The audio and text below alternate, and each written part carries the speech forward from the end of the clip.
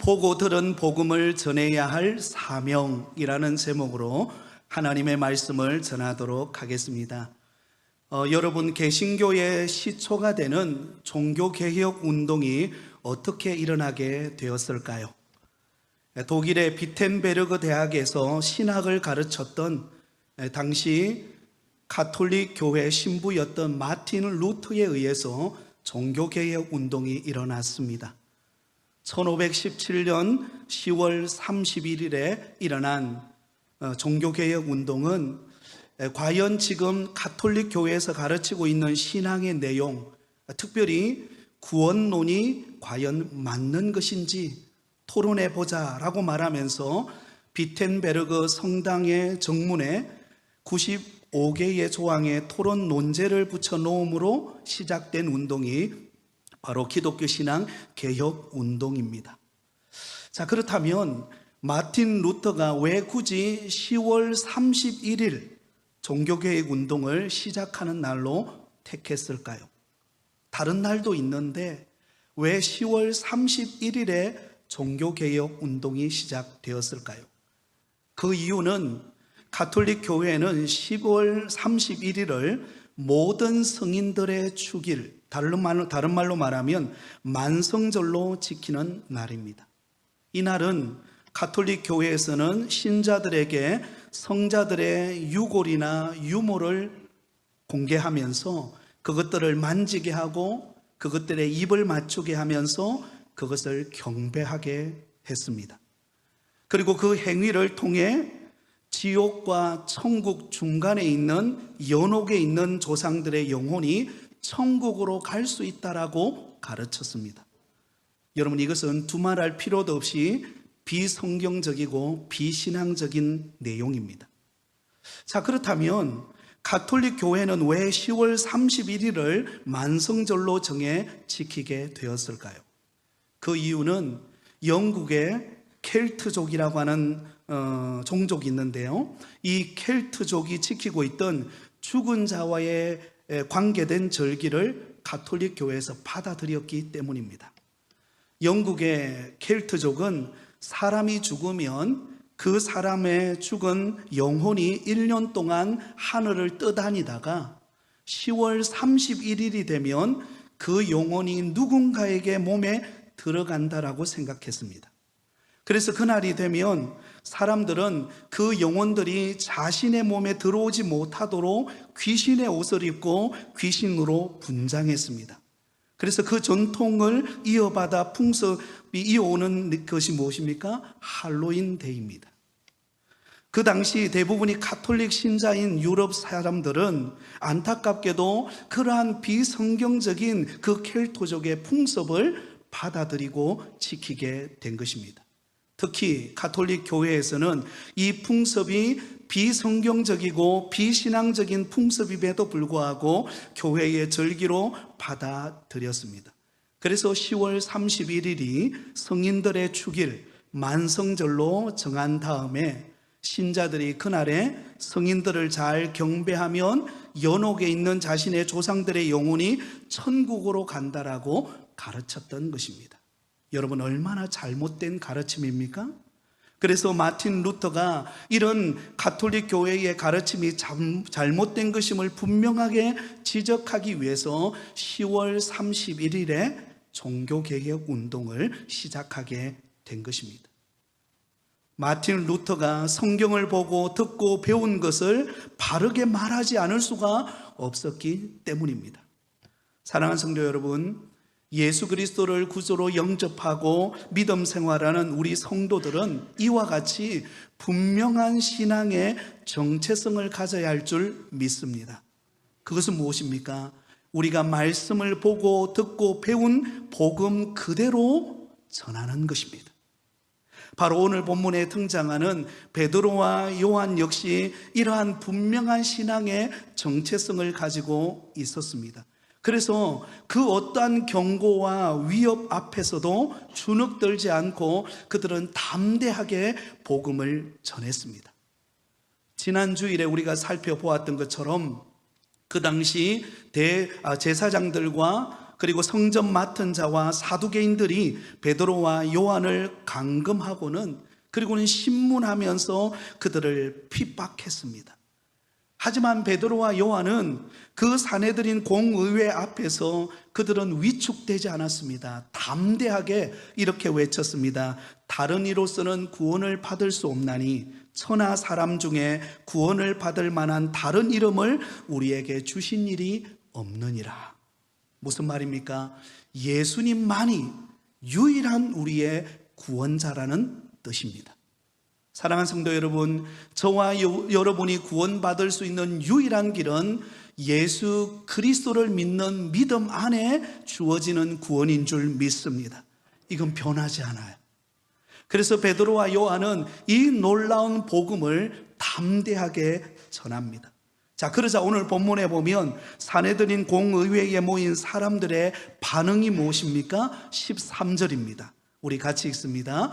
그들이 베드로와 요한이 담대하게 말함을 보고 그들을 본래 학문 없는 범인으로 알았다가 이상히 여기며 또 전에 예수와 함께 있던 줄도 알고.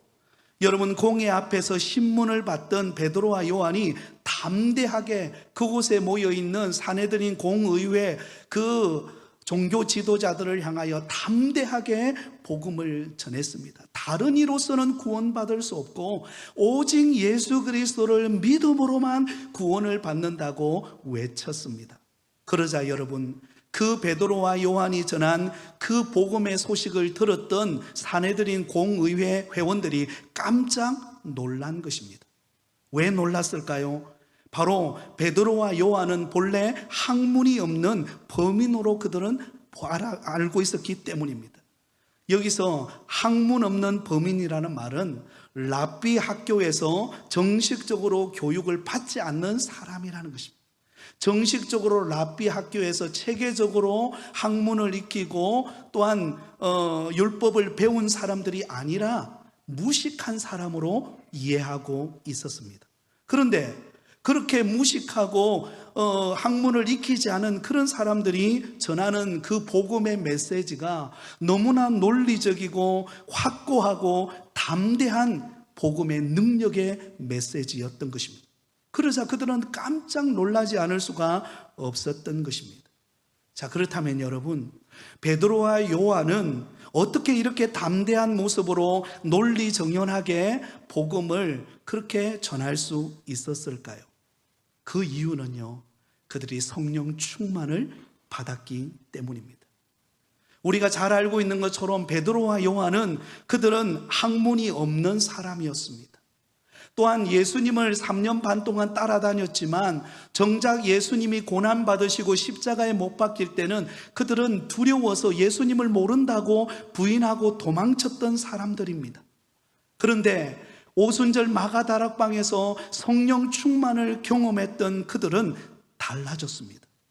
이제는 비록 그들은 배우지 못했지만, 그들은 과거에 두려움에 가득 차 있었지만 성령 충만을 받고 난 다음에 그들은 완전히 삶이 변화되어서 이제는 복음 전하는 일에 그들의 목숨을 걸고 담대하게 그들이 경험한 이 복음을 전하게 되었던 것입니다. 여러분, 베드로와 요한뿐만이 아니라 저와 여러분도 성령 충만함을 받으면 베드로와 요한처럼 담대하게 복음을 전하게 되고 또한 복음에 붙들림 바 되어진 하나님의 사람이 될 줄 믿습니다. 그래서 여러분, 우리에게는 성령 충만함이 필요합니다.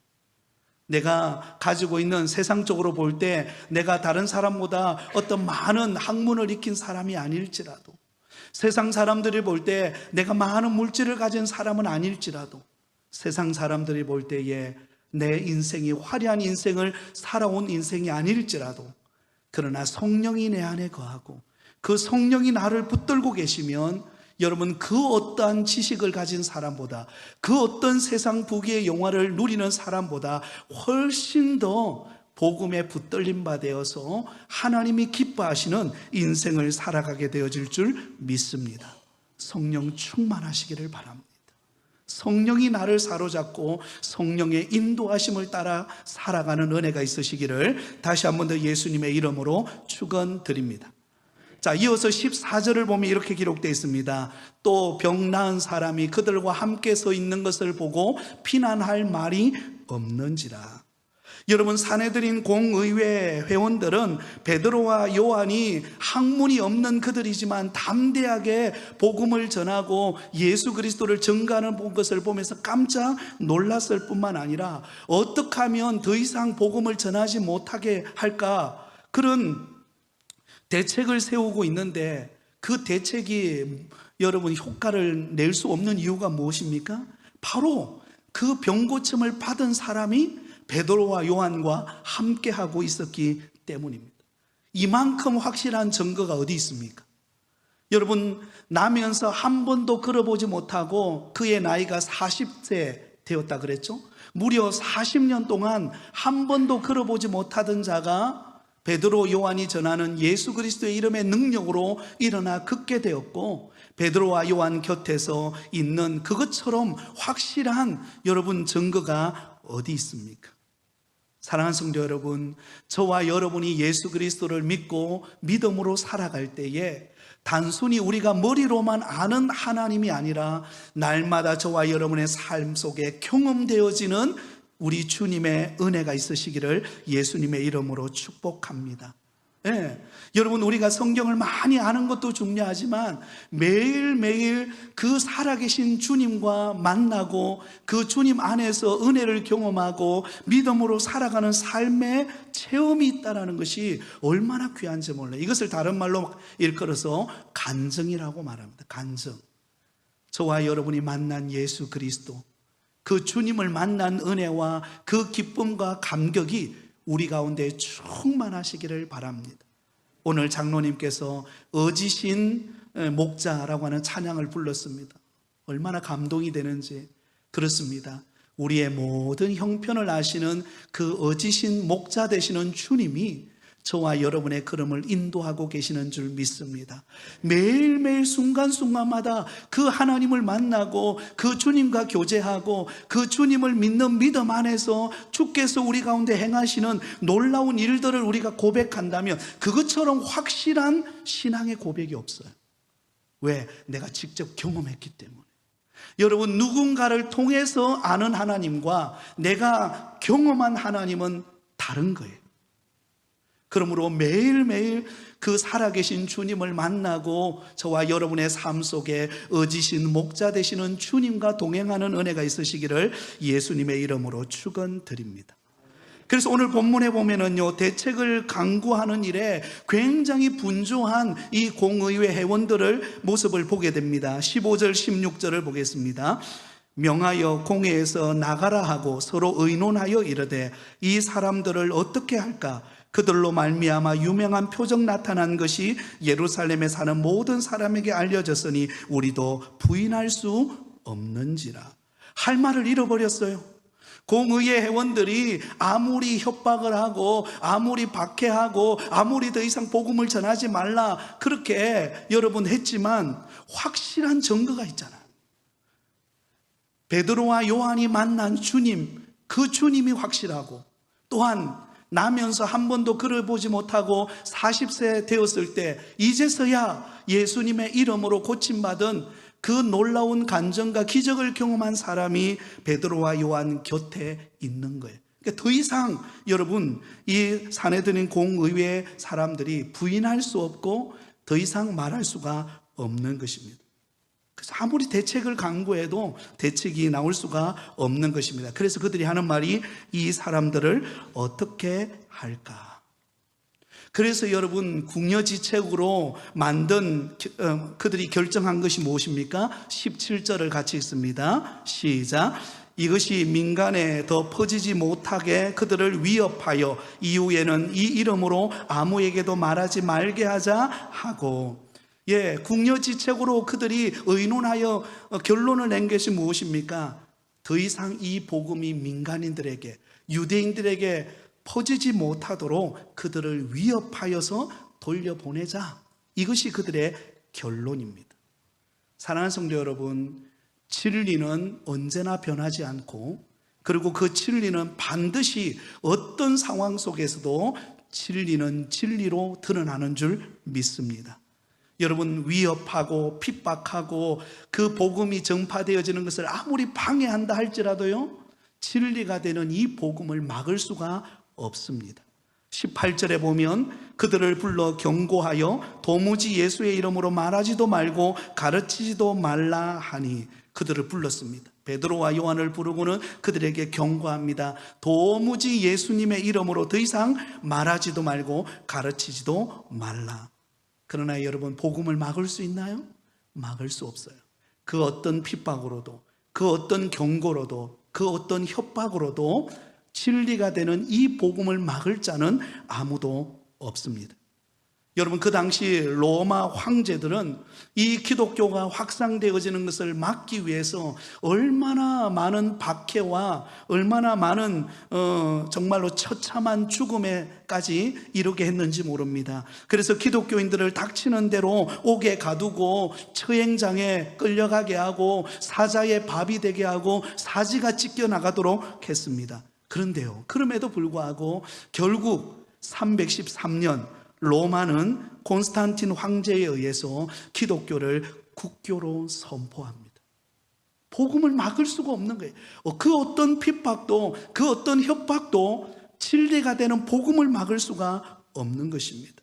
여러분, 우리나라도 그렇지 않습니까? 처음에 외국의 선교사님들이 우리 한국에 들어와서 기독교를 전파할 때 얼마나 많은 핍박과 순교의 그 고통을 많이 겪지 않았습니까? 대원군이 이 세국 정책으로 외국의 문물이 들어오지 못하도록, 기독교가 전파되지 못하도록 여러분, 기독교 신자들을 닥치는 대로 잡아서 죽였습니다. 서울에 가면, 여러분, 마포에 가면 그 한강변에 절두산이라고 하는 곳이 있습니다. 절두산. 그래서 그곳에 많은 기독교인들을 그 절두산에서 떨어뜨려서 사람들을 죽이는 그런 일들이 많이 발생했습니다. 그럼에도 불구하고 우리 한국의 기독교는 오늘날 수많은 사람들이 예수 그리스도를 믿고 믿음으로 주를 섬길 뿐만 아니라 가는 곳곳마다 교회당이 세워져 있습니다. 그래서 여러분, 북한에서 탈북해가지고 우리나라로 이렇게 귀국을 하면 놀라는 게 몇 가지 있다 그래요. 가장 첫 번째로 놀라는 게 뭐냐면 인천공항을 보고 놀란답니다. 한국은 못 산다라고 배웠는데 인천공항에 딱 내리는 순간 너무나 웅장하고 또 너무나 화려하게 잘 지어 있는 것을 보면서 그동안 자신들이 배웠던 것들이 잘못됐구나, 그걸 깨닫는다는 거예요. 그 다음에 두 번째 그들이 놀라는 게 있는데요, 가는 곳곳마다 십자가 교회당이 세워져 있는 것을 보면서 놀란다고 합니다. 사랑하는 성도 여러분, 이게 우연이 아닙니다. 하나님의 복음의 진리는 그 어떤 핍박과 고난 속에서도 흔들림이 없이 주의 십자가의 복음의 능력은 확산되어지고 교회가 세워지고 하나님의 나라가 확장되어진다는 사실을 기억하실 수 있기를 바랍니다. 그래서 여러분들 가운데 혹 이제 막 예수 믿고 믿음 생활을 하려고 하는데 우리 가족들로부터 핍박을 당하고 온갖 수모를 당하고 어려움을 겪는 성도님이 계십니까? 여러분을 예수님의 이름으로 격려합니다.